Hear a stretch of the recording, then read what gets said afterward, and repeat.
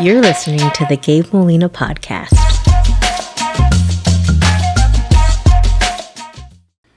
Gilmer Hernandez, welcome to the podcast, bud. Thank you, Gabe. Hey, so came across you through Gary. Like I told you, he's the ferry boat captain across the river Styx for a bunch of people. Yes, sir. But in 2005, you were a sheriff's deputy, correct? That's correct. Over in Edwards County? Yes, sir, in Rock Springs, Texas. And you came across a car that was, how many cars was it that you encountered? Was it just the one? It was just the one right there. Okay. Yeah, it was a blue Suburban. Blue Suburban. And what was the, I guess, the reason behind the stop, I guess? What kind of prompted you to pull this vehicle over?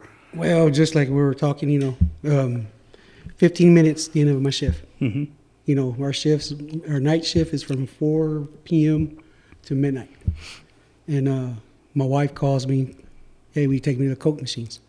Which are right there, downtown Rock Springs Mall, one intersection. How big is Rock Springs, so people know? Right now, at that time, I think, right now it's about 800 people. Oh, it's small. Yeah, it got smaller. George West is small, and I think they're at like 22 or 2,300 or something. It Wow. used to be 1,400. Now it's 800. Oh, that is small. Yeah. We got 3 lights in George West. We only need 2, so that shows how big Rock Springs is. Yeah. Okay. And so I picked up my wife. I'll take her real quick. We parked there, which it was called Super S at that time, the grocery store. They had vending machines. Yeah. She gets It's funny because that's nostalgic. We had a Super S. I'm sorry. Go ahead. So I parked there. She gets off, gets her drink. As soon as she gets on, I have my windows down, Sonny, you can hear this exhaust coming through the echo because of the buildings, the main road. Mm-hmm. You can hear it. I mean, you could tell somebody accelerating real fast. What time of day is it? This was already at midnight, midnight. It was dark. Oh, gotcha. So I backed up. And suddenly, just that intersection, he avoided stop sign like it was never there. Oh, wow. He just took and heading north on that Highway 277. So me and I got on him. My wife was on the passenger side. Turned on my lights. Real quick, just for me, on a night like this, pretty typical night probably, is there just one officer on duty? Or because this sounds like super small community, so I know in George West we probably have 2 or 3, maybe. It was the sheriff, the chief deputy, me, and 1 deputy, 4 of us. And then you had your constable, which he lived in Barksdale. Okay. And then the border patrol station there, sometimes they had an agent working nights. How far was the station? The station is less than a mile. Oh, okay, so it's pretty close. It's close, real close. So you're not exactly alone. Okay. Nah, so I followed the vehicle, turned on my blue lights, red and blue lights, followed him. As he was going, like he was taking me to the side. He was going to park at the front of our high school. He responded pretty quickly, or was he? Yeah, he did, but he just kind of, pulled over, then he moved back to the road. So I'm thinking like, all right, what is he doing? He did it again for another track, took me like that. Then finally he took me to the outskirts of Rock Springs, right there. We're still in the city limits. Yeah. By the rodeo arena. It's like maybe a couple of miles or yeah, something? a couple of miles. It's open, it's dark, no street lights, nothing. Yeah. So when I park, I get off, tell the dispatch the license plate. I get off and I told my wife, hold up, let me see what's going on. We can go, that's it, let go of the traffic stop. But when I'm close to the Suburban with my flashlight. And I'm looking and you just see bodies. No dark tint, just Suburban, nothing. Oh, just clear glass. Clear glass. You can just see the backseat body stacked. So your mind, we live by the border. Sure. Human smuggling. So I get there and I told the guy, hey, roll down the window. He wouldn't. I told him if he'd step out of the vehicle, he wouldn't. Sonny just put it on drive. Was he the only one? Because it sounds like everybody laying down are illegals. Is he the only one doing the smuggling, or does he have a partner with him? Well, let me go back. Beginning of my shift which is at 4 p.m. I was at our local service station, Ray's Garage. I backed up, and I remember seeing 2 vehicles You know, like Rock Springs, everybody passed there to go to Mexico. You know, and I've noticed 2 vehicles look suspicious. No license plate. They had those paper tags. The black Tahoe and a blue Suburban. It's heading south. Like, all right, I'll just keep an eye. So, I'm going to say roughly 30 minutes, 45 minutes. I don't know, just moments a while. I see the blue Suburban is occupant right there at the groom's store or hardware store. Okay. There, you know, I don't know. Remember those old phones? You You put a quarter, yeah, phones. Well, that payphone is known for people there to make deals, transactions, and smuggling and all that. It's known for that. Yeah. So when I'm looking, like, dude, I seen this guy, you know, how, you know, standing, left hand here, hunching, making a phone call. And like, all right. So I'm just looking, and I like. One thing that I want people to understand, because I grew up in a small town too, you notice the people who aren't from your town faster than you do the people in your town. Correct. And I'm a so local. That makes sense. Yeah. Yeah. And I'm a local, you know. I born in Kerrville, Texas. Grew up in Rock Springs all my life. You know, I worked when I was a young age at 12 through a JTPA program that they had for us. You know, get skills on out there. And, you know, everybody knows everybody. Yeah. It's a small town. You know, you're like a village of family. Sure. So I knew this occupant wasn't from here, from Rock Springs. So I kept an eye on it. And then when the incident, you know, now I'm going to go back to the stop.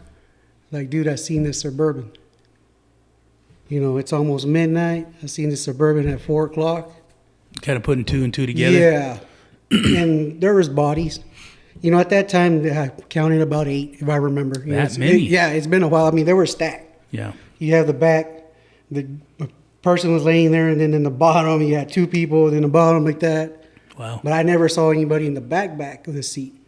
But starting from the last upright seat of the Suburban. Gotcha. You know what I mean? Yeah.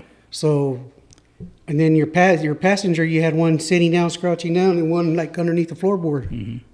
Then the driver was just there. Yeah. That's when he took off and swerved towards me. That's when I discharged my firearm at the tires. Yeah. You know, left and the right. So when you walk up to the car, how far are you from? I mean, I guess you got to be close enough to knock on the window and tell them to roll it down, right? I was close, Gabe. Yeah. I mean, say this is a Suburban. Here's the door. I was here. Right up on it. Because I was like that. You know, I had my flashlight and I was looking. Hey, roll down the window, cut the vehicle off. Yeah. That's when, I mean, I was right there. And I mean, I think people are going to say, well, you're going to have people that are on the side of, hey, why did he just discharge his weapon at the car when it was taken off? But is that pretty standard procedure to, and in my mind, I don't know what you guys are trained on, but I would imagine if somebody is trying to get away in a manner like that, it's your job to protect the community. And the way to do that is to keep the vehicle from running through the community. Well, now, Gabe, if you see as what's happening now, these car chases, you want to prevent that. Right. It's happened in our local Rock Springs area. I'm a propane delivery guy. I had an F-350 in the intersection evading from Border Patrol and DPS. He literally, my partner and I got scared. We thought that was the end of our lives. Yeah. This happened right in front of the school. He took off and cut in front of that 350, just kind of lean, had big tires. That 350, they stopped it at the Interstate 10. Oh, really? And I had several vehicles in my morning when I was going to work pass me speeding. Even in the highway, I'm a propane delivery. So I deliver Edwards County, Real County, part of Verde County, Kimball County. You know, I service a lot of customers. Well, you know, I think it was, I can't remember if it was last year or the year before. I want to say it was maybe last year. There was an incident there in, I think it was El Paso, where some illegals were running from law enforcement. They ran an intersection and killed some people, right? You know, I mean, it was just a mess because, you know, people in the community aren't expecting that to be taking place, you know, and a lot of times it's unfortunate, but I guess there is an accident, and a lot of times people die from that stuff. Yeah. You know, and not just regular townsfolk, but the people Yeah. that they're being smuggled. You Yeah. know? So, And then you see it constantly here in Rock Springs. We see it constantly when the open borders were open. yeah. I mean, spiking the cars. You know, now back then we didn't really have spikes. Yeah. You know, now technology got more improved, you know, for law enforcement, Sure. from tasers, you know, everything digital now. Yeah. And I mean, So you shoot those two back tires. You're accurate. You hit the yeah, tires themselves. Yeah, I hit the tires. So- Because when I ran back, I dispatched, hey, they're waiting for me. You know what I mean? Give me Border Patrol. But which it was April 14th. April 4th was my 1 year anniversary. Oh wow. I only had 1 year in the force. Yeah. That's it. And I mean, this was my first ever happened to me. Yeah. You know, I was young, Sure. first time. So you shoot both tires out, Yes, sir. and they continue to run. How long do they run for? They run at least, I'm on the outskirt where I had the actual initial traffic stop. I'm going to say less than a quarter of a mile, but he was hammering down. Yeah. Well, he turned to this dirt road. You know, I guess he was trying to make, you know, leave, you know, bail for me. Well, I'll never forget, they hit an H-frame on a fence. And those H-frames, you know, fencing is real Sure. stout. Yeah. Well, that Suburban, when it turned, it hit, and I mean, that's the rear end of the Suburban just moved like that. And then I just saw bodies running. Yeah. Running. So I called, here comes, as soon as I made that stop, the Border Patrol showed up. I mean, he was there he said he was giving it all we had on that. That's good reaction time. Yeah, Yeah. he got there quick. And your wife's in the car. Yeah. Okay. That's And my wild. wife was in the car, and luckily she was. Yeah. Because, you know, after the fact, my camcorder didn't catch it. Oh, okay. She's my witness. How much did the recording capture up to? Was it before the stop that it died, or was it during the whole process? Well, finding out the investigation, it was full. Oh. You know, want to say it, I should have checked my equipment. Okay. You know what I mean? Just like how we now, you know, you don't have no notification. Well, you mentioned VHS. earlier it was a VHS tape, right? Okay. VHS tape. You know, you don't have no notification like now. You know, hey, it's full. Mm-hmm. You know, put a new SD card. Yeah. Now you don't get none of. Back then, you didn't have none of that. Yeah. You know, I should have just checked it beginning of my shift. So, the people bail. Was anybody injured in the wreck itself? Well, out when everybody bailed, the Border Patrol noticed, you know, they're more experienced, right? So doors were open, we're looking. He heard something in the back. That's when we opened the door. Well, she's like that with her holding right here. You know, in the seat, her teeth were right here where she was laying down. And man, he goes, call the sheriff, get EMS. So, you know, he's experienced. So was she farther in the back of the vehicle? In the very back. Oh, she was where you would put like groceries and whatever. Remember the Suburbans you had your tires? Because there was a screw. It never had a cover. Okay. The screw was, there. Remember the old, Yeah. you put tire and your jack will be on that screw? Sure. That was gone. There was just a screw and she was laying in the way back. Wow. So she was the only one injured in the whole incident, but the Yes. injury came from, it wasn't from the abrupt stoppage, it was from you shooting the tire out, right? yeah, they say a shrapnel came in here and there was no exit wound. Oh, okay. There was no exit wound, you know, through the trial, you know, my attorney discredited even the surgery. So let me ask you this. This is just me thinking. If there's no exit wound, did they find what went into her mouth? Like, did they find a piece of lead, or was it a piece of steel, or did they not find anything? In the trial, there was no skin tissue, none of the fragments. Really? Yes, sir.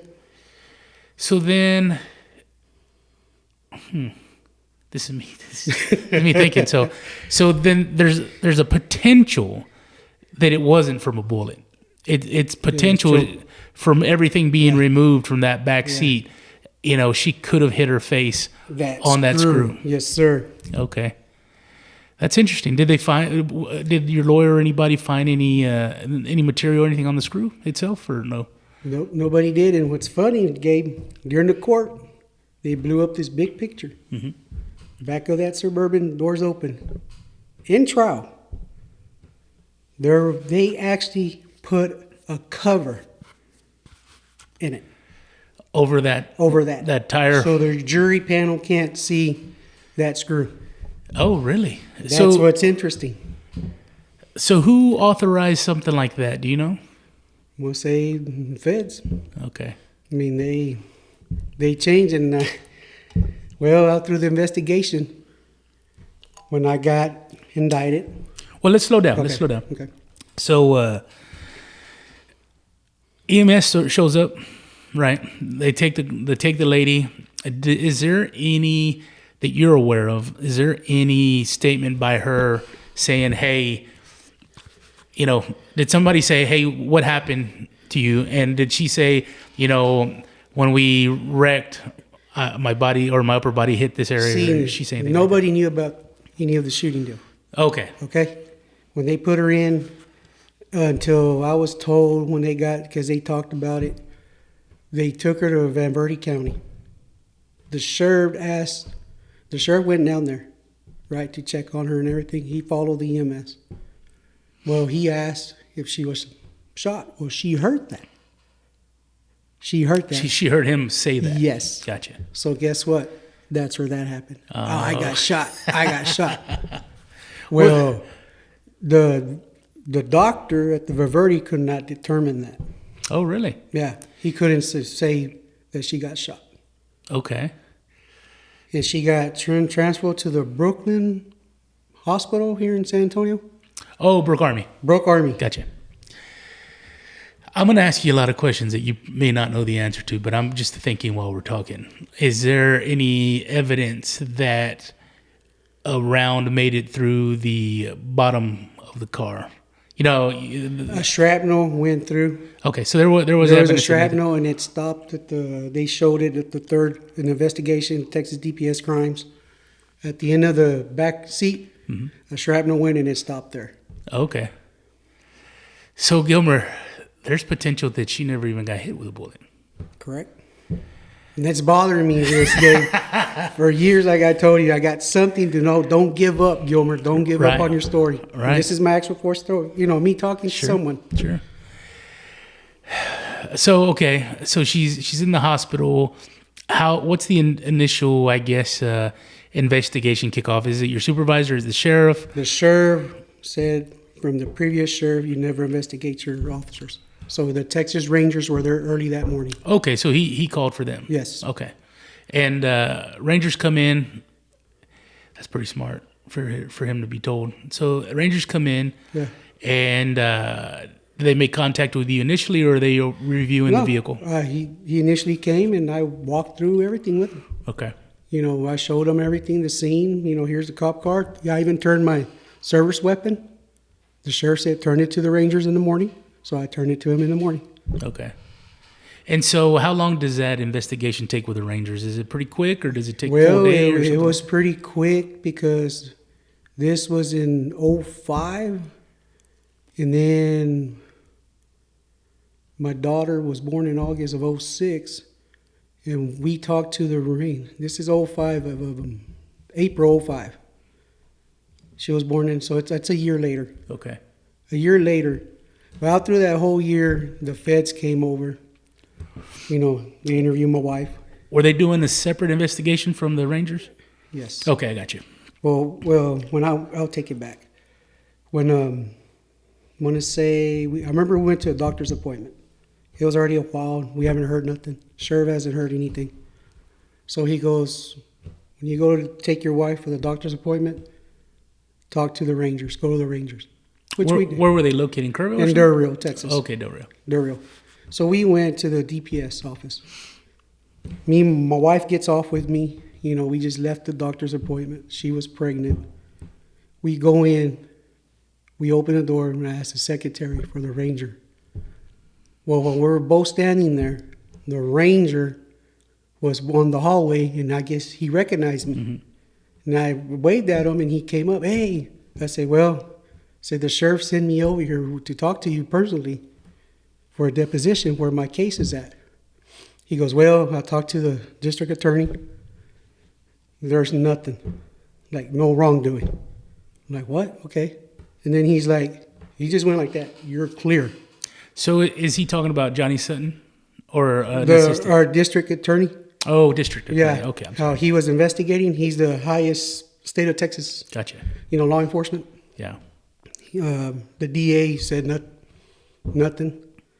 And he told me like that. You're clear. Like, okay, we need a deposition. Right. Which is basically him saying, hey, this is my investigation and this is my finding. Yes. And it's in writing. And Yeah. I have it right there. And is that accurate to what he told you? This is the actual Texas Ranger report. And is everything that he told you, is that the same findings? Like it doesn't deviate from, hey, there could have been some wrongdoing. He's I guess basically saying what he told you in person, hey, there's nothing wrong here. He did what he was supposed to do. Yeah. He's not guilty of anything. Yes. Okay, so you get a copy of that. Yes, sir. You're probably feeling good. Yes, sir. Your wife's pregnant. Yes, sir. Did the Rangers interview her at all, or did they not? Immediately the next day of the incident, because she was in the passenger side. Okay, so she's part of the investigation. All that's gone through. I guess you talked to your sheriff. Yeah. Everything sounds good. Yeah. And we cooperated. I cooperated with everybody. The DPS crime lab people came. Did all the investigation on the car. They pulled the videotape out because, the VGAs. Mm-hmm. They took it out for evidence and everything. Okay. And finding, he's the one who told me your tape was full. We didn't catch anything. So while the Rangers are doing their investigation, the FBI is as well, correct? Yes. So not yet. The FBI wasn't. It was just the Ranger itself. Okay, so it's not like a simultaneous thing going on. It's one ends. Yeah. How much time passes, and what sparks the interest in the feds? Well, in your opinion, because we kind of talked about it earlier. Yeah. This is what happened. Right. Right here. Explain to people what that is, and when did they get this? I guess the timelines, and I promised you I wouldn't hammer you on timelines, but now here I am hammering you on timelines. So about when you get the deposition from the Rangers, how much time goes by before this thing gets dropped? Well, this got dropped on April 18th. Okay. I mean, this is from an Eagle Pass, but and that was 7? Yeah, right here, January the 23rd of 07. Okay. And so that was given to you in 06? Yes. Okay. So less than a year. Yeah. Kind of explain to people what that letter is in your hand. This is from the Mexican consulate, demanding, right here, telling this kind of incident against our nationals does not remain unpunished. And this is a letter to Sutton?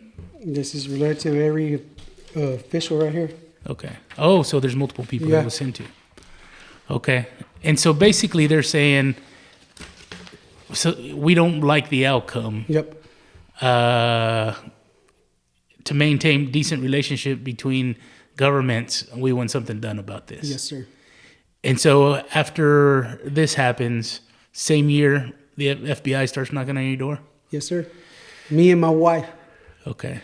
Since my wife was in the witness. Sure.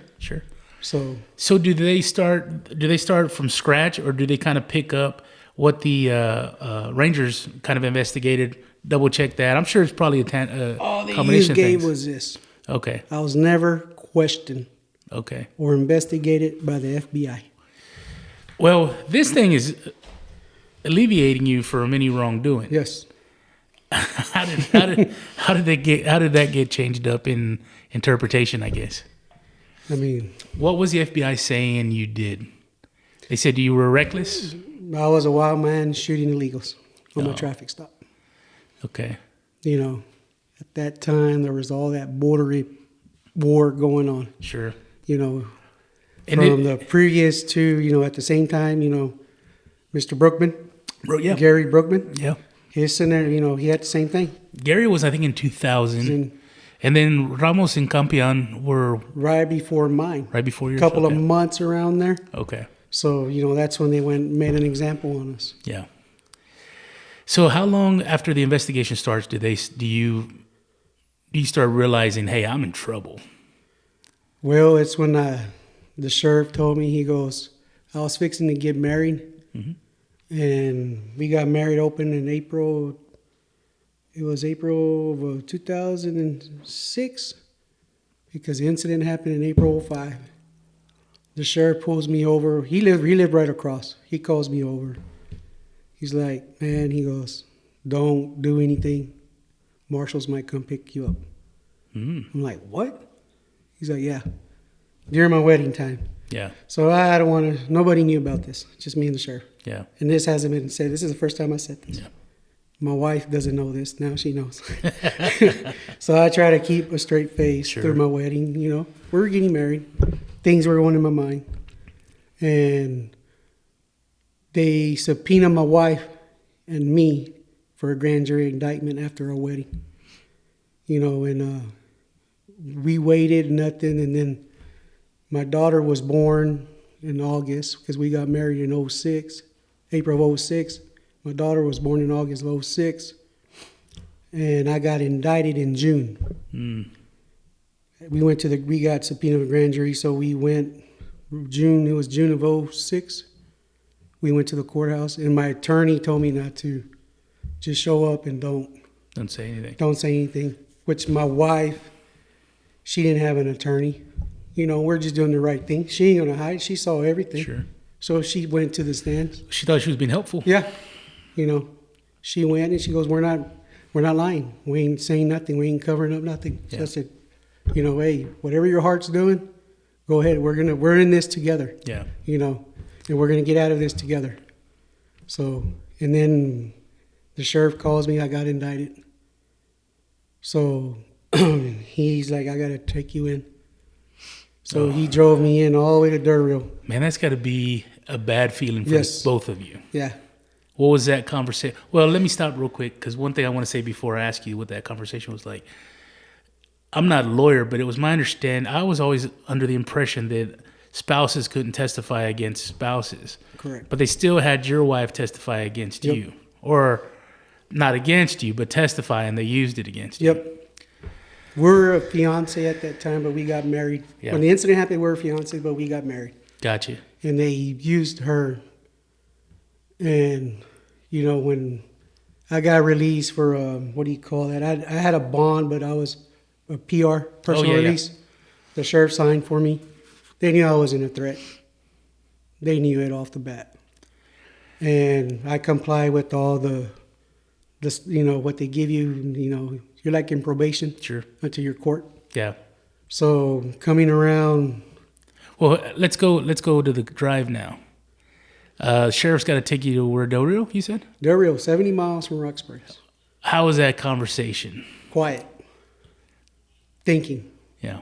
He was even kind of like, So was it better to not have a conversation because that could be somehow drug into court?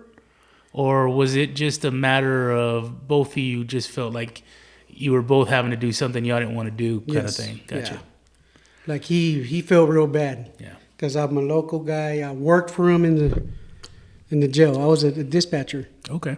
When the opening came in, I was going to college, in the junior college in Uvalde. Got my 2-year degree, went to the academy. While I was doing that, I was working as a jailer for him. When the opening came in, everybody said, hey, well, ask the sheriff, he'll hire you. You can go to school. So I walked across, to the office, talked to the sheriff. He said, I'll hire you until you bring me your diploma. I'll hire you once you finish your college. I'm like, okay. Oh, awesome. It's like, okay, really? He goes, yeah, I'll get it done. So as time, I got hired, passed the T-close, went through the academy. And he hired me off the spot. He kept his word. Yeah. So then this trip, you obviously have rapport. You're a small community. You're law enforcement in a small community, which means you're a very small community inside of a very small community. Yeah. Which what I'm trying to say is like there's there's a lot of rapport here, right? Quote, we know each other. Yeah, you know? that quote. What is it?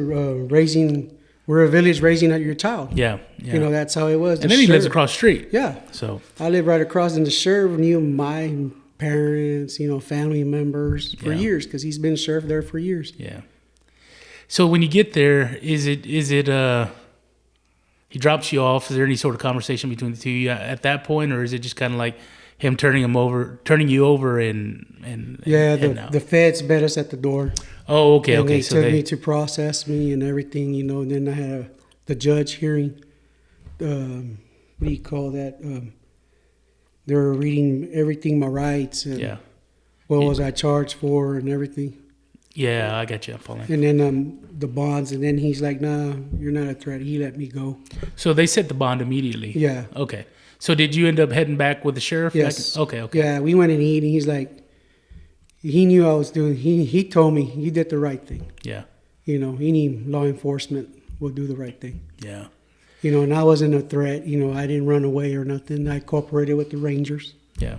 With everybody. But what gets to me that the FBI never questioned me, came and talked to me. I just feel they got that Rangers report and try to manipulate it. Gotcha. Did they ever talk to the sheriff or your wife? They talked to my wife. They interviewed her at her job. Oh. She's a daycare. She worked for little kids. Yeah.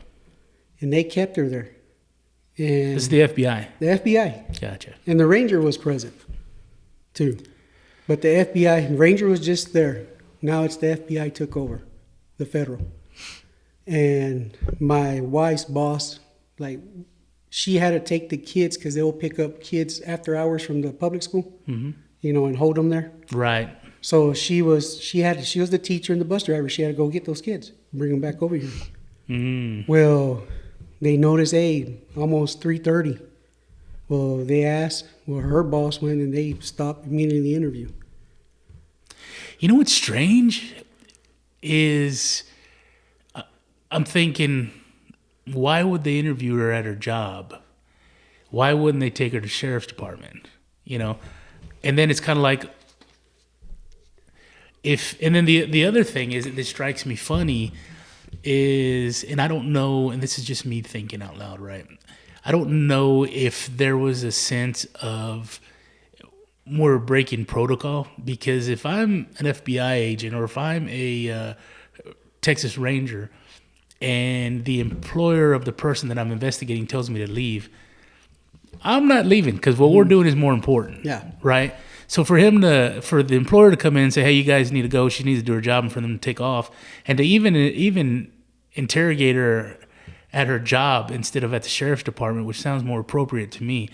It just sounds like shortcuts are being taken to some degree. Exactly, Gabe. The Ranger. Yeah. Following the next day, you need to speak to your wife. This was done at the sheriff's office. Okay, so he takes her to the sheriff's office. Statement is in here. Her statement is in here. I call my wife. He calls her. She goes voluntary. Gives her the statement to him and talk to him what happened. So he did it the right way. Yes, sir. The shortcut was taken by the feds. He was just present. Yep. Oh, man. Gilmer. I know, Gabe. I don't want to laugh because this is your life, man. For 20 years, I keep telling you, something keeps telling me, do it, talk, speak. And everybody knows me as the quiet guy. Sure. Well, that's what sucks. And we talked about this earlier, we talked about the loud Puerto Rican, right? And it's like, to be honest, it's like the squeaky wheel gets the oil. But, there's a lot of guys that are good dudes and women as well that are like keep to themselves. Yeah. Don't want to be boisterous. It's just not in their nature. And it sucks when something like that is in somebody's nature, that it really requires the entire county to support that person, and they did, But man, that just seems so fishy. And what's crazy, Gabe, I lost my father when I graduated, cirrhosis of the liver. So I had to help my mom and my brothers. How old are you? I'm going to turn 44 in August. Okay. I helped my mother, helped graduate my sister and my brother. I was working 5 part-time jobs, going to college to become in law enforcement. when my dad passed. And like I tell you, 20 years, dude. Just like son keeps telling me. Last year, I keep telling my wife I had a dream of my father. Looked me square in the eyes and told me in Spanish, "Vete para atrás como eras tú," which is English, "Go back what you were." And that's what woke me up in the middle of the night. Like, dude, what's going on? You know what I mean? Yeah. I saw my dad after so many years, he's gone, and telling me, "Go back what you were."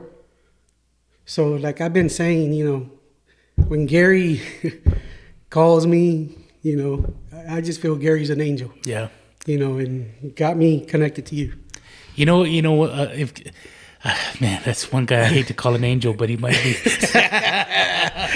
he's like. I feel like I saw a cartoon a long time ago where there was it was like a baby angel with a diaper on and a beard and a cigarette. You know who he is? He's the Van Halen album cover. That angel. Well, I'm glad that you're dusting this off because. Man, it just sounds like shortcuts were taken. And to even go back and say, for the doctor to definitively be able to say, maybe not definitively, but to be able to say, I'm not sure that she was shot. Yeah. She was hit by a bullet. Yeah. I mean. Then, the evidence.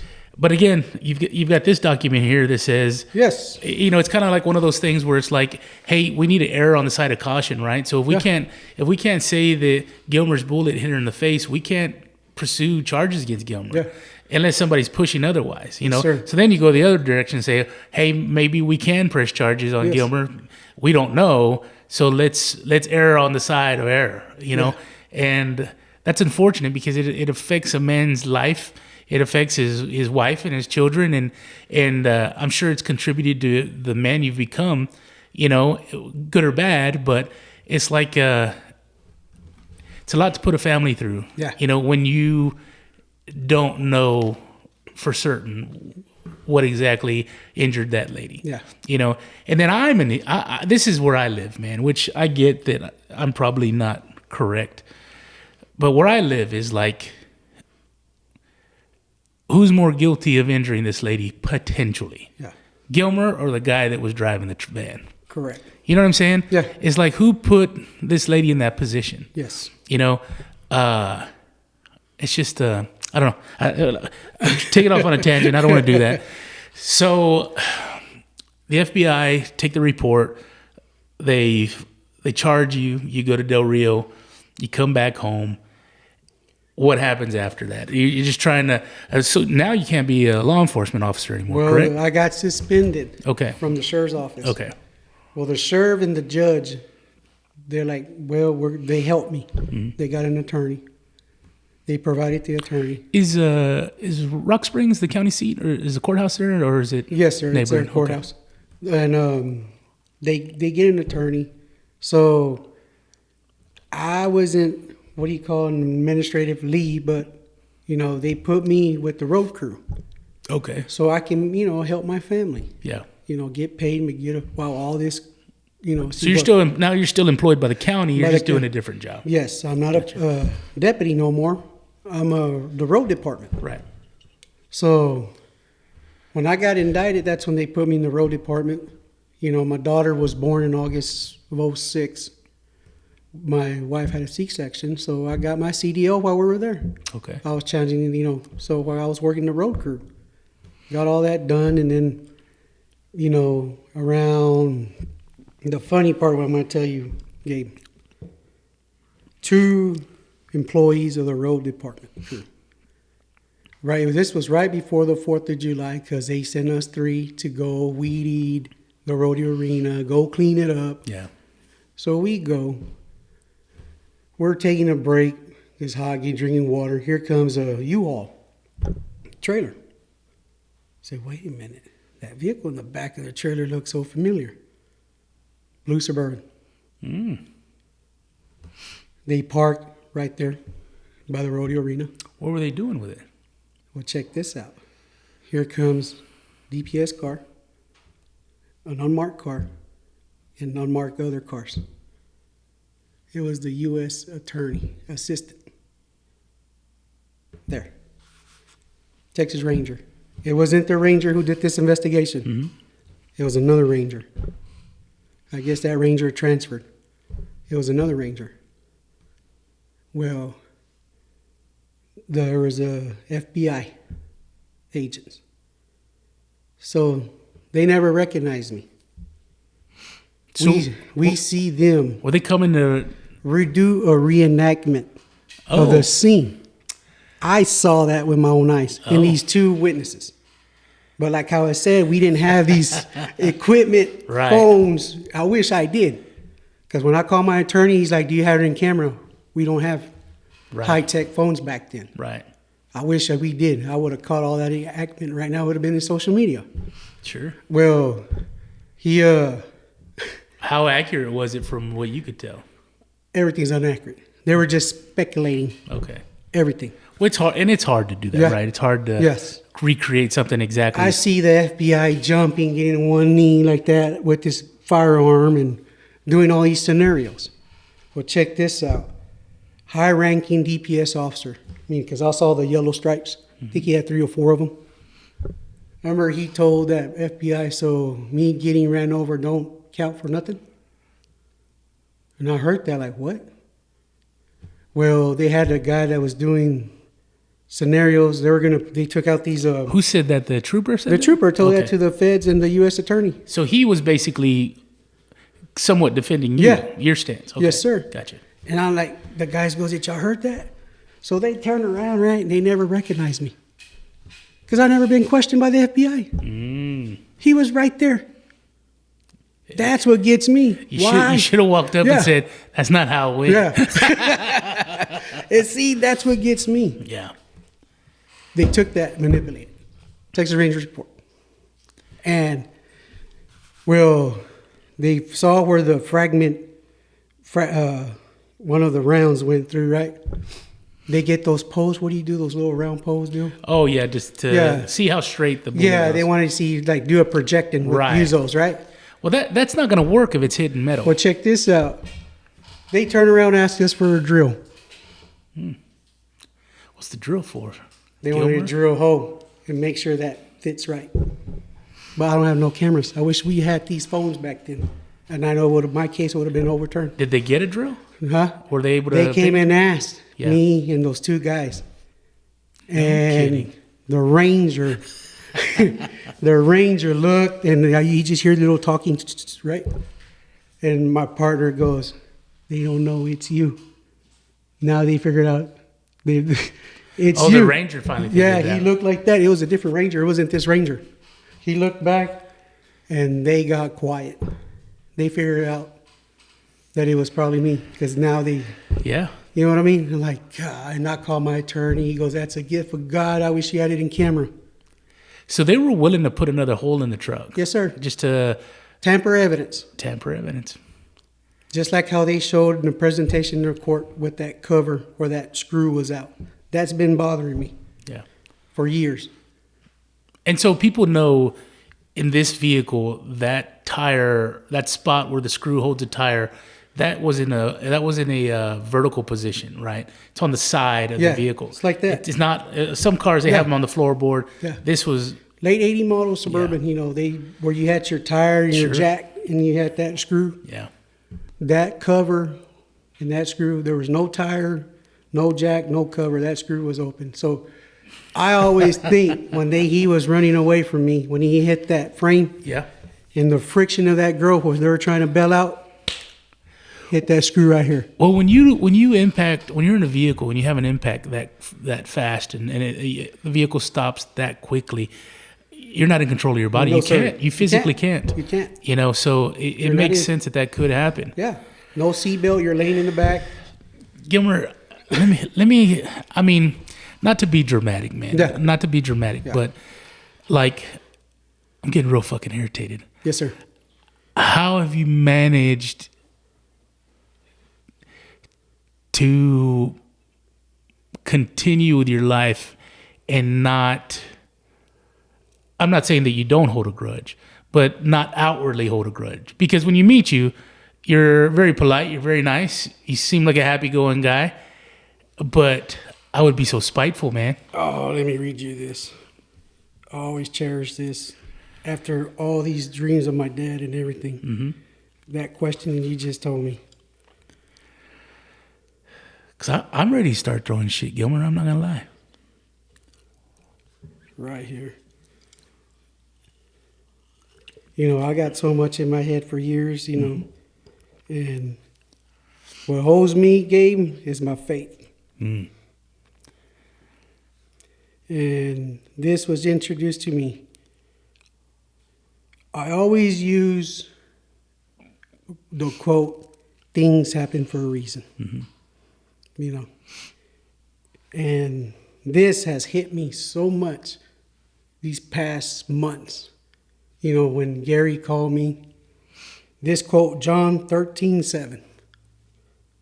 What I'm doing, you do not understand now, but afterwards, you will understand. It's pretty profound in this case. Yes. For years, I've been holding my faith. Yeah. And he has shown me. And there's a lot of wonderful people out there who would love to see it happen. Yeah. That pardon. We'll get to those people here shortly. So they try to reenact. You talk to your lawyer, you tell him. Where does the case go after this? Do they finally bring you back in and they find you guilty, or what is the process next? I was indicted with 2 counts. Okay, 2 counts. And those counts were Violations of civil rights under color law. both of them. Both of them. So who was the second person that you violated, or they say you violated? So one of the persons in there. Okay, so it wasn't just the lady they were trying to Yeah. charge you with; it was another person. Yeah. Because Well- there was a lawsuit behind it, Gabe. Who was suing who? They were suing the Edwards County Sheriff's Office and me individually and the sheriff individually. The illegals were. Yes, sir. Oh wow. So they had to get criminal charges, one, to prove the lawsuit. And you can pursue charges a lot easier. We're talking about that Outcry show, Yeah. and it was like they literally said in that show, if we have one person, it's even better if we have 2. So Yes. that's literally Yes. that's literally 2. Okay, so where are we at now in the process? From that point on, so you come into court. They've already had your wife testify, and they used it against you. You've already been taken to Del Rio. You get a PR bond. You get out. You see them doing the reenactment. Yeah. What happens next? Well, I forgot to tell you, when the ranger was doing the investigation, they had an ATF. He had his canine that smells, I guess, the rounds or the Gunpowder. Because they were saying there was 2 scenes that I was shooting at them when they stopped that I chased in the brush. Oh, so they're saying you shot a second time in the brush. Second time in the brush. Well, he was a metal detector, discredited all their story. It never happened. Because it never happened, Gabe. Did they ever talk to the Border Patrol agent? Yes. And I guess he could verify that, hey, we didn't chase him and shoot him. Yeah, and because shoot by the at him in time he woods. got there, he could have heard if anything I was. Sure. You know, he said he was giving everything what that vehicle had to get there. Yeah. From point A to point B, which is less than a mile in town. Yeah. You know, and it's quiet. Rock Springs is quiet in the middle of the night. Nice, peaceful, quiet town. So was that the second person? The one they tried to say that you shot in the Well, woods? he said that finding out through the court and all that, he had a burn mark because of that fragment that stopped in the upper third seat. Mm-hmm. Well, he was the one laying down there. Okay. So they say he was shot. He had a burn mark From the hot lead. from the hot lead. Gotcha. And they were saying I shot him. Physical evidence game. Yeah. That's what's been bothering me. Yeah. Physical evidence, I mean, that's why the whole community was upset. Yeah. The whole nation. So now you go to court. Yeah. And do you take a plea deal, or did you No, try? sir. Okay, you did not take a plea deal. They wanted to give me a plea deal. And what were they offering you? probation. For, was it About 6 months? 6 months probation. So for violating two people's civil rights, being reckless with a firearm Yes. and a racist, they're willing to give you And 6 that months I was a probation. wild man cop shooting illegals. Yeah, They want to give me 6 months probation. yeah. Like we talked about earlier, Yes. it's one of those things where it's like if I'm everything you say that I am, why aren't you coming at me harder? Yeah. And never talk to me, investigating me. So you say no, we're going to trial. Yep. And how does that? I mean, we know how it turned out, but what is it in your opinion in that trial that made them find you guilty? What was the evidence the feds brought to the jury? Honestly, Gabe, we can't figure that out. I've been thinking about it hard. I had a wonderful lawyer. Mm-hmm. He discredited everybody. Their witness that they were using. They even used my wife in the stands. Yeah. Against me. And I remember the lawyer told my wife, they're going to have a big show with you up there. They're going to keep you there as long as they can on that stand. How did she do? She got off of it real quick. And I want to tell you why. How's that? They asked her, when we talked to you, interview you, you said this. They had the statement shoulder, and she goes, wait a minute. I never signed a volunteer statement that you're saying. They took her off. So was the statement hers just not signed, or was it not even her statement? They never requested a statement. The FBI never requested a statement from her. So then, but were they saying that she had one? Nope. Oh, they did. They were just trying to use that interview at her job as a statement. Oh, gotcha. That's all they were trying to do. That was it. Interview and voluntary giving a statement of the crime. You know what I mean? It's different. In my mind, if that was somehow that was what their intent was, it makes sense that they wouldn't want to have that conversation at the sheriff's office when you work for the sheriff. Yes.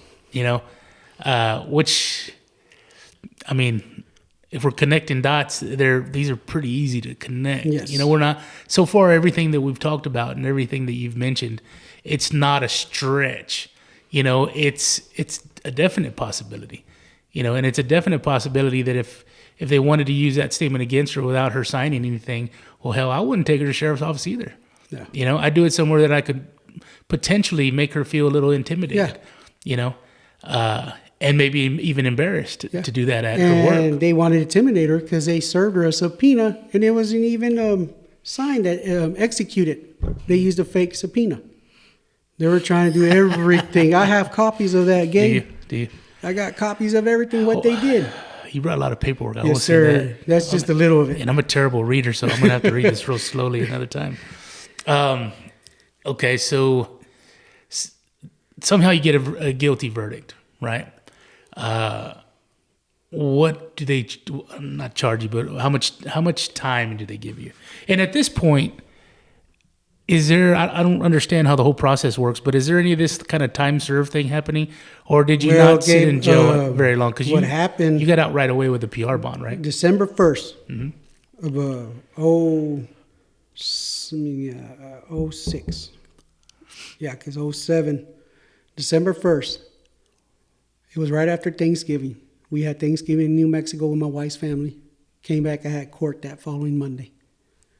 Well, December 1st, when that verdict came down, they hold me. They didn't want me to be on bond still. Mm. I'll never forget when I was sitting like that, I felt somebody looking at me.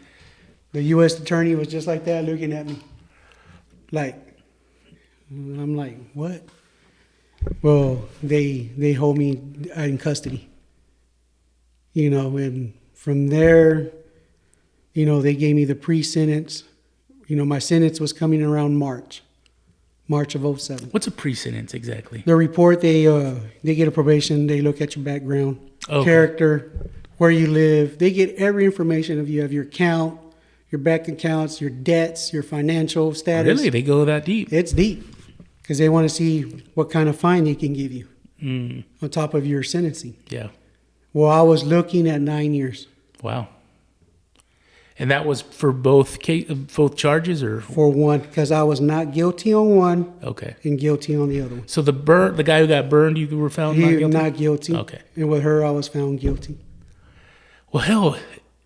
And what's funny, Gabe, and her in the court, her statement even matches. She said they felt like she felt in the back that they ran over a 2x4. And that bothers me too, because I was wearing steel-toe boots. That could tell you how close I was in the vehicle. Oh, and they drove off. She says they felt like they ran. So they potentially could have ran over your steel toe. Yeah. I always think, but your adrenaline is running high when all that's happening when you're a cop. Sure. And that car taking off as fast as it is. He punched it. It'll go off over your foot quick. So, it wasn't like you were stuck there trying to get away. It would happen circuit. And going back, we're... You know what sounds stupid? And not to cut you off, but it's like you're found not guilty of one and guilty of the other. Correct. When your bullet actually did burn the guy. Yeah. So if you have any connection, either one of them is the guy who got the burn on the arm, Anyway, I just had that in my brain. It just doesn't make sense. And that's what a lot of people are upset, saying traffic stop. Yeah. Not guilty on one and guilty on the other one. You were just like Johnny's son was saying, I was a wild cop shooting. Yeah. You know what I mean? Well, okay, why did they found me guilty on not on one? Was I a wild cop at that time with that guy or a wild cop with this guy? That's what bothers me a lot.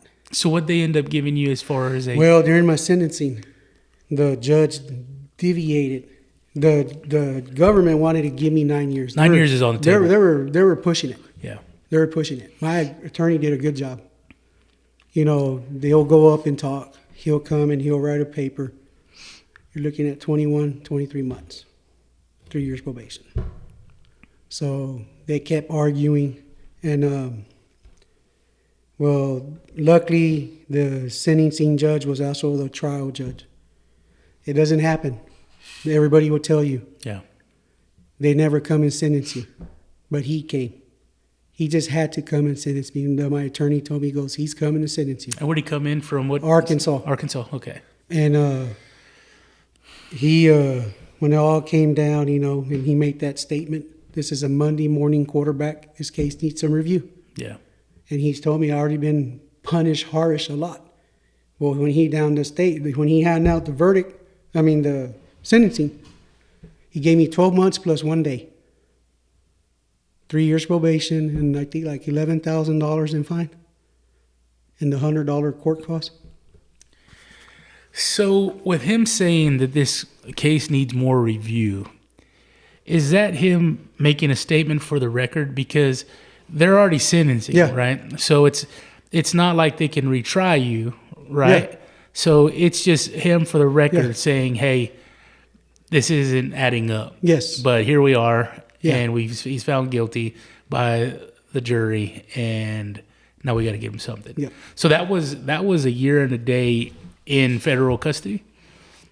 Yes. Where'd you They had me there in Del Rio at the GEO facility. Okay. From December 1st till March was my sentencing, March 19 of 07. So they had me there when I got sentenced. He had to give the 1 day so that time served will count. Okay. Because if he's not, I would have to do the whole 12 months. Okay, I got you. That's the reason of the 1 day. So how much time served had you acquired? I had 100 some days, 119, 120 days. Okay. Almost 3 months around there. Okay. So I had to do another 6 months. But they were moving me everywhere. But they had me. My case was all over national news. Yeah. And everywhere I went, the marshals took care of me. They'd make sure I went straight to the warden's office, and they'd say, "We got to take care of you," and that's it. So, how did you do your time? Were you in solitary time confinement? Okay, the entire time. From I was been all the way till they took me to West Virginia. Okay. And then your general population was? I was over there. I was in a federal camp. Oh, okay. I was there less than 3 months. Yeah.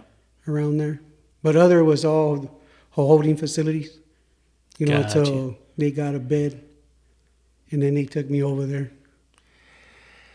So this whole time, I mean, if you're moving around that far and then you end up in West Virginia, I guess you and your wife aren't getting to see each other at all. No, sir. You know, so I mean, Man, Gabe, but I had some wonderful people. good.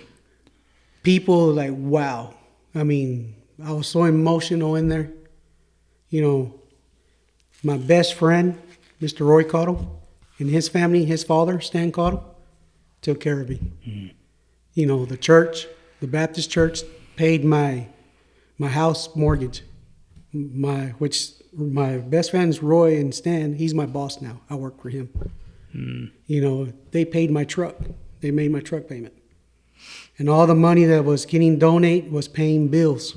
So my family won't be taken care of. You know what, man?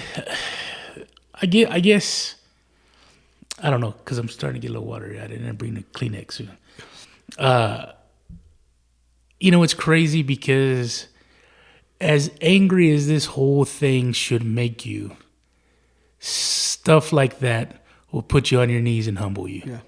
You know, and it's interesting because maybe that's part of this journey that you've been on. Because I'm sitting here going, man, I'd be livid. How's he doing it?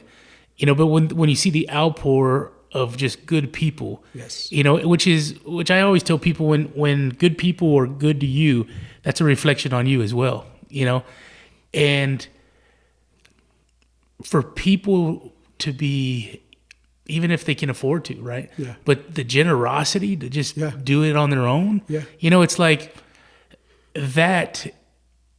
that'll really, Man, and I wish we had these phones too, so I can have saved. yeah. But, you know, we didn't at that time. I was told stories, letters was sent to me every day by the community. People from I think I had a letter from every 48 states. Really? Postcards, you know, there was so much money in my commissary. So I can stay in touch with my wife and my daughter.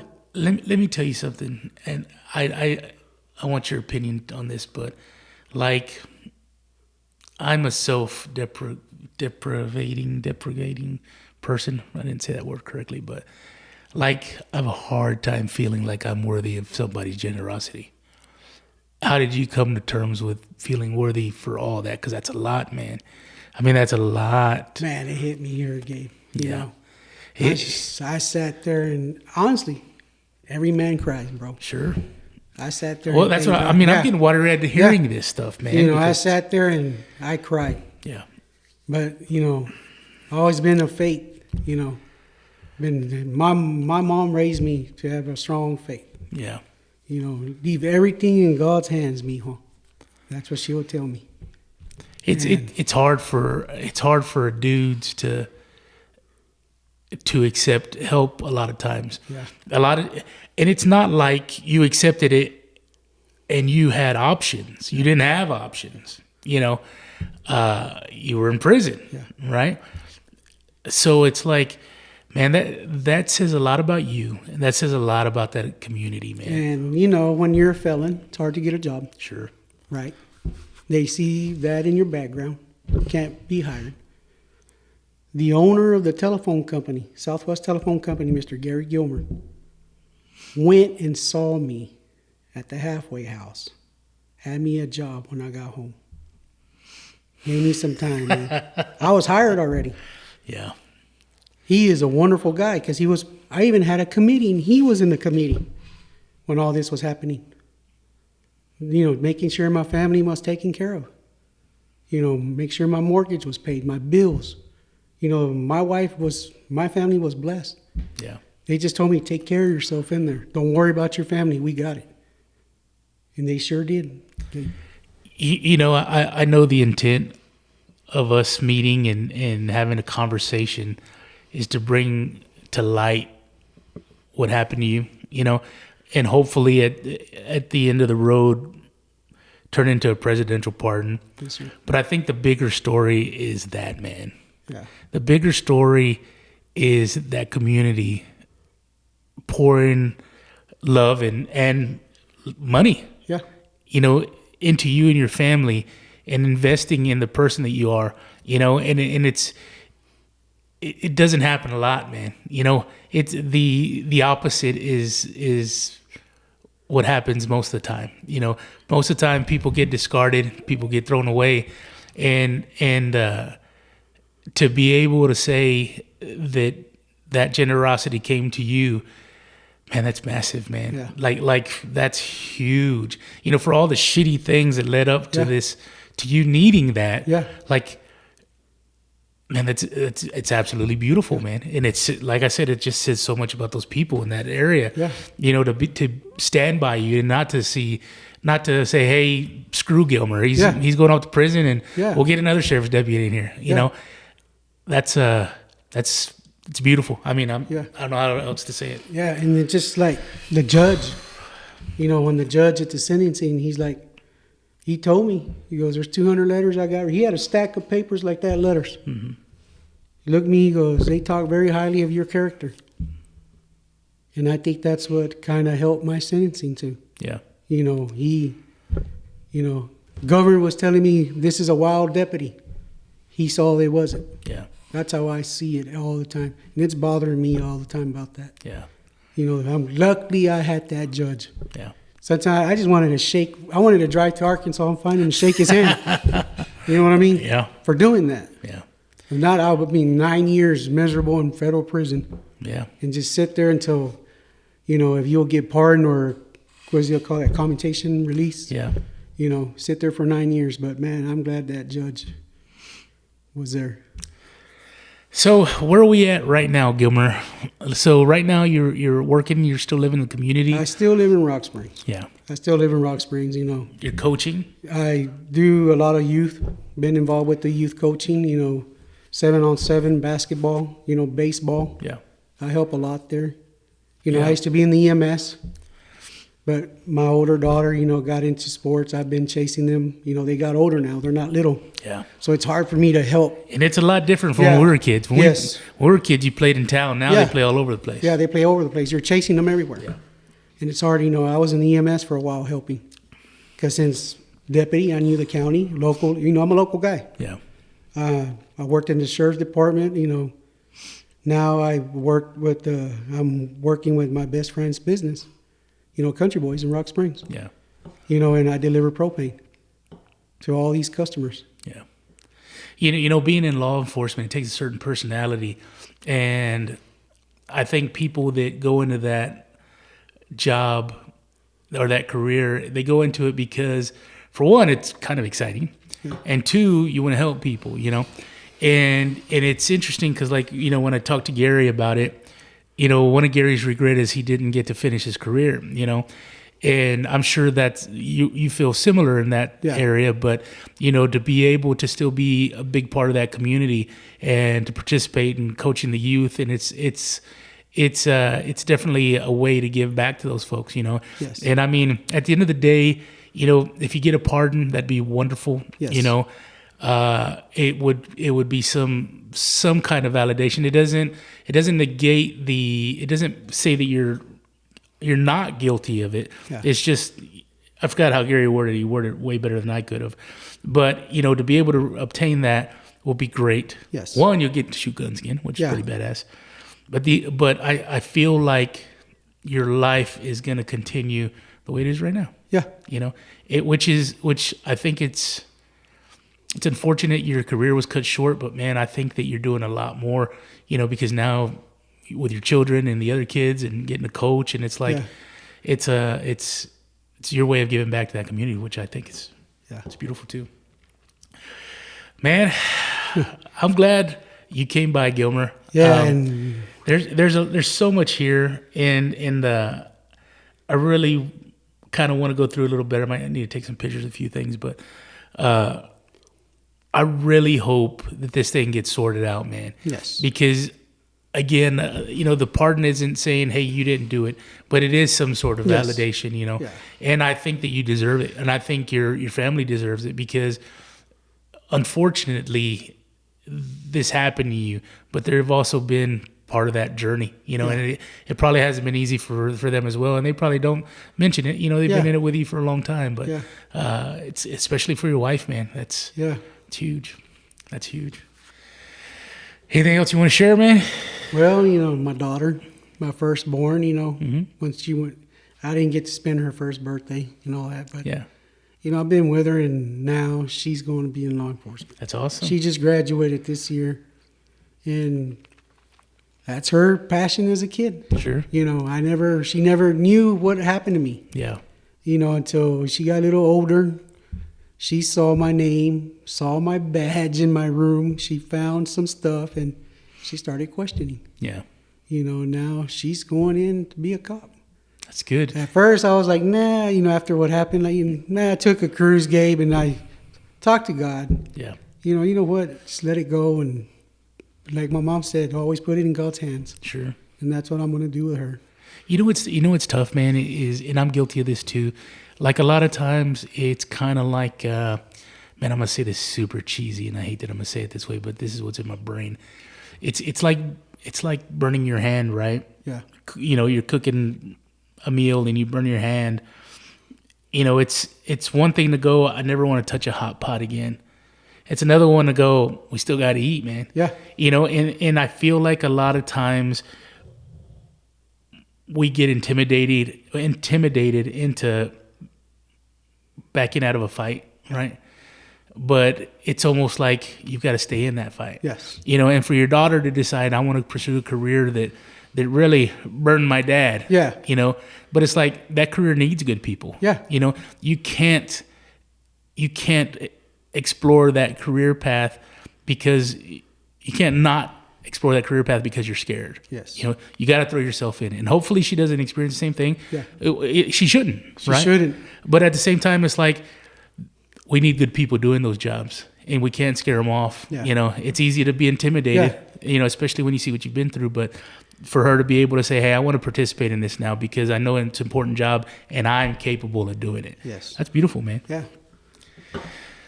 Gilmer, I know. where are you at right now in the parting process? So I know we talked earlier. You had one round of that parting process. How did that go? The initial one. The initial one. Yeah. Well, it's there. It's at the pardon's office. Well, there was one before, right? They got declined. Yes. And it sat there for about 10 years. Man, I turned that one in 2013. Yeah. And they finally gave me an answer in 2023. And it got denied. It got denied. It got denied. But it did get reviewed? Yeah, it was considered. Oh, that's what you call it. it. Yeah, it was considered that I got an email, I was considered. But it got denied in 2023. Do you think, I know we kind of talked a little bit about it and you touched on it earlier, but what was it that you think was the reason for the denial other than, was the paperwork done correctly? Did you do everything you needed to? It just got reviewed and kicked out, or? Well, I always think, Gabe, I did it on my own. I didn't have an attorney. Sure. And I'm a big Trump supporter, Mm-hmm. And now social media, people will see when you're, supporting Trump. He was running for office. And it was weird because, all what he's gone through, they were trying to, try not to become a president. Sure. So, he has a lot of supporters. And me and my family support him a lot because we love what he's doing for the country. Yeah. And we love what he's done to our borders. We're right there. Yeah. And how he helps law and order, law enforcement. Yeah. And it was crazy when I got into TikTok, and started supporting him. It's weird to say that, right? It's weird. It's weird for me too. So I'm there, people trying to bash Trump, and I'll be supporting him. And I get an email, denied. I'm like, man, it's 2023 and Biden's in office. Come on. So, they can see it. Sure. So. And I'm sure when they're going through that process, it's similar to when they were doing the pre-trial, right? I mean, they're going to look through all your stuff. Yeah. If you're on the pardoning list, I'm sure they're going to check everything, Yes. So I mean, there's a potential for that. So now you've got a second round. You've submitted a second time. Yes, sir. It's already been submitted? It's already been submitted. Okay. It's there. And you got a little more help. Yes. So that's good. Yeah, I got an attorney with it. And not to bash you, man, but what's that saying? They say whoever is their own attorney. I just butchered it, but something about whoever is their own attorney has a fool for a client or something like that. I've heard that before, man. But you know, in reality, man, it's just so expensive. You know, it's expensive to get an attorney. It's expensive to fight for yourself. You know, so a lot of people say, "Fuck, I'll fill it out." You know, I'm not doing anything for this weekend. Let me do the paperwork. You know, but it really takes somebody with some knowledge. Yes. Because there's certain wording, man, and we're not regular Joe Blow. You know, Gabe and Gilmer. We don't know how to write that stuff. You know, we're gonna give it a shot, but you know, potentially it doesn't go through, but. Sounds like the people who are on your side are pretty solid folks. Yes, sir. So hopefully this time around, it'll get to where it needs to get to, and you'll get that pardon, man. Yeah, I'll be praying, and you know, hopefully Trump will look at, you know, give me a shot. Yeah. You know, and see what happens. You know, Gary always talked about. He couldn't be a police officer, so he's gone into like security, but. Would you ever want to get back in any sort of like law enforcement capacity, or are you happy with where you're at? I'm happy where I'm at, but now it's pushing me probably get back. You know, I love being a detective, investigate. Yeah. And now, you know, I got my older daughter. Sure. I would love to be beside her. Yeah. You know. You know, I think that'd be investigating is something that you have a lot of experience with right now. Yes, sir. By no choice of your own. You became a detective through the School of Hard Knocks, huh? Yeah. Well, man, I tell you what, I appreciate you coming by. You got anything else you want to share with folks? Man, there's a lot of wonderful people out there, you know, and I hope they'll help me push it, get it to Trump's desk. Yeah. You know, take a look at it. Yeah. You know, open his heart to it. You know, just want him to look at it. Yeah. You know, and see who I really was. You know, this is my actual first, you know, podcast I ever done ever since I've been out. Yeah. Talk about it. You know, and it feels good. You know, I have never said anything because, you know, just like I tell you, I had something to keep telling me. Yeah. You know, and Gary was an angel. Gary is an angel. You know, and he's always saying, we're not going to leave you behind. Yeah. So. You know, something like this, it just feels like the guys that I've talked to in the past that are seeking what you're seeking, or just in general. Yeah. You know, to be in the position that you are in currently, a lot of these guys talk about it feels like a stain on your character. You know, and even though a pardon is what it is, it's a pardon. You know, it's not alleviating you from the crime itself or whatever the conviction was. To be able to kind of clean that stain off your character, man. Yeah. I mean, that's probably the biggest thing you'll get out of it. Yeah. You know, Gary's talked about, man, I got my gun rights, but you know, not a whole lot else changed. Yeah. But it's that stain on the character that you get to wash off a little bit, you know. And I think that's probably the biggest thing that comes from that, man. So I wish you the best. Yeah. And I would like to say something. Yeah, Gabe. Absolutely, man. My wife and I, my family wrote this, you know, and it goes out to because the pardon has to go to the president. Sure. You know, we wrote it. We sat down and wrote this. You know, a little statement here. Yeah, read it. You know, my family and I would like to thank President Trump for securing our borders and supporting our law enforcement. And I am seeking a presidential pardon. I hope, you know, President Trump will consider and find it in his heart to grant me one. But even if you don't, for whatever reason, my family and I will continue supporting him. And, you know, you are the great president, and I am sure if this would have happened to me while you were president, my family and I wouldn't have had to go through all of this. Thanks for sharing that, Gilmer. Yeah. I appreciate it, brother. Anything else? No, that's it. Okay.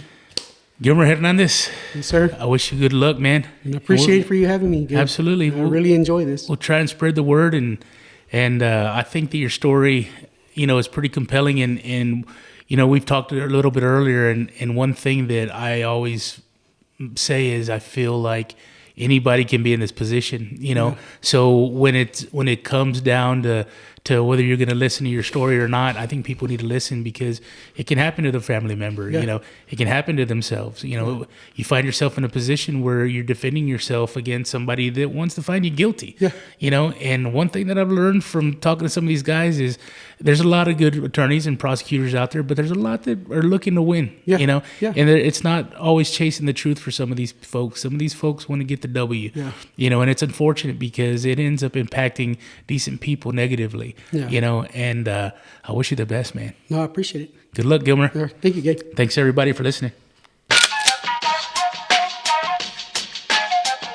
Thanks for listening to the Gabe Molina podcast.